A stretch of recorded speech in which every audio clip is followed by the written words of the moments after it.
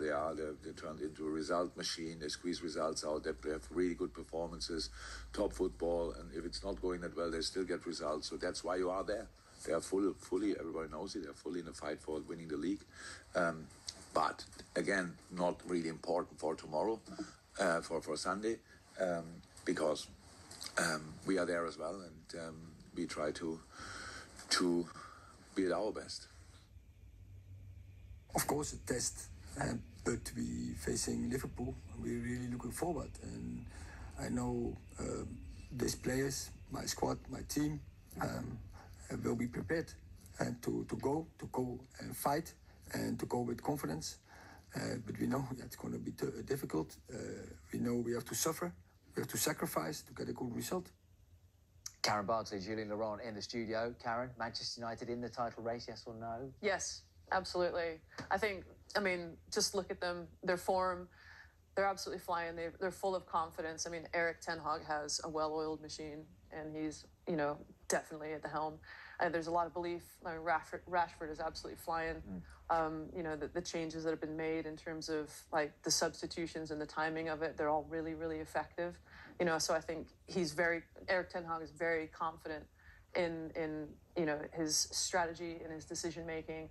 And I think especially off the win of the League Cup final, he's got the fans on side, he's got the organization on side, and there's real evidence that what he's doing works. It's a massive turnaround in such a short space of time, isn't it? Like, I know in the middle they had the defeat at the Etihad, a hefty one, but remember this last game between Liverpool, Manchester United at Old Trafford? That was so pivotal for Ten Hag to get the fans on side. It was a turning point, really, considering he'd lost to Brentford away and to Brighton at home before that. And remember, it was a Monday night game, and it was like, I don't think any manager at United history had lost the first three in the league or something. Yeah. It was a crazy start. I remember those. Horrible. And for them to go and win that game and scoring early, I think helped them massively. They had a really good game plan where they forced Liverpool to play long, which worked really well, which shows, again, I think the kind of elite mentality that Ten Hag has, and even that late goal from Liverpool didn't change anything, and that was exactly the kind of performance that they needed at that time to turn their season around. And after that, they've just built on it collectively.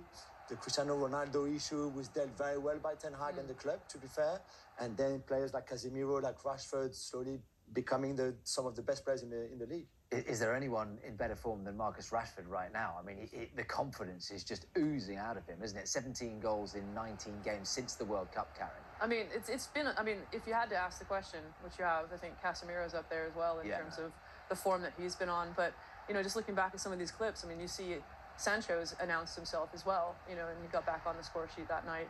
But yeah, he's been unbelievable, Rashford. Like, the form that he was in maybe at the beginning of the season, the transformation that he's undertaken, he is, maybe this is cliche, but he's become the player that everyone hoped he would be, and I think he's just, I want to know what's going on up there. I really want to know. The behind, this is what he's always done, the pace, you use the pace, and I think they're doing that really well this season. But he's added the heading goals, for example, which was not really his forte before. You see there the stats, the minute per goal. If you look at his expected goals as well, so he's doing much better than the goals that you expect him to score, which is hard to maintain, really, because the gap is quite big between what you expected him to score and what he actually scored. I don't know if you're a big expected goals fan or not. No. I mean, I can go into all sorts of depth with that, but I think what is fascinating as well about how he's changed and his goal threat is the types of movements that he's making. To your point, he's running inside, or getting in behind, I should say, but he's also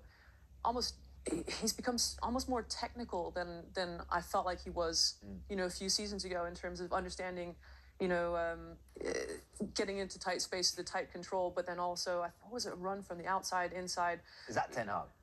I don't know. It must be, right? Because he just seems so much more confident to take people on, 1v1, 2v1, whatever it is, get across people and make sure that, if he does lose the ball, at least he's fouled. Yeah. He seems a lot more intelligent about his approach. Do you know what I really want to ask you about Marcus Rashford? And I noticed this so many times, particularly this season, and he's done it for years, but he very often aims at the goalkeeper's feet deliberately. Right? You don't see a lot of strikers do that, try and pick out corners top and bottom. And he has so much success with it. I mean, is that a keeper's nightmare with so much power at the feet? It's interesting, isn't it? Because I think a lot of times with him as well, there's not very much backlift. So as a keeper, you're looking for a trigger. You know, you're looking at where the ball is in relation to them. Is it close? Is it central? If it's central, they could go right, left, whatever. You know, if it's toe poke, it could be anywhere. And so it's about that timing as a goalkeeper, like when you hit the set.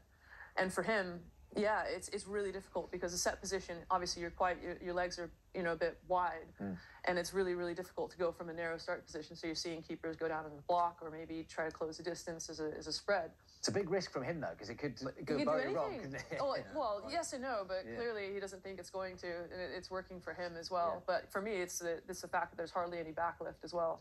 Doing a lot of work with Benny McCarthy, who is the forward coach now at Manchester United, and I think working with Ten Hag and in a structure has helped Marcus a lot.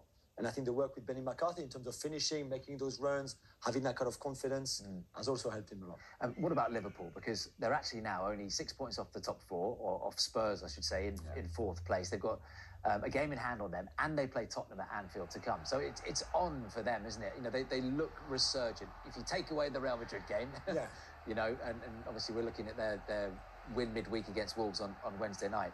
How crucial, Karen, is it that they finish in the top four in terms of the rebuild and the recruitment for the summer? It's huge, isn't it? Because, I mean, if they don't get that Champions League spot as well, and if they don't prove that they're kind of changing things around, they're going to have a real difficult time bringing in their targeted players in the summer, right? And to rebuild that side, it's clearly an aging squad. It's clearly evolving, and it needs to evolve a bit quicker. You know, we're seeing, obviously, Nunez is creating a lot of opportunities, finishing more, but he's a fascinating player. He's pacey, he's unpredictable. You don't necessarily know what you're going to get from him. He doesn't always make the decisions that you think he's going to make, which as a player as well, as a keeper, you think, oh, you're probably going to put it there, and he could scuff it and it could go in. You just don't know what you're going to get out of him. The likes of Salah, obviously, he's playing in a different kind of role, so he's not getting the touches, the services that we're used to seeing him get. Obviously, bringing in Gakpo as well. That front three, part of me thinks maybe are they too similar, or are they just really, really different? Like, how are you making them work together as a unit? And Jota's back, and of course, Luis Diaz isn't far away as well.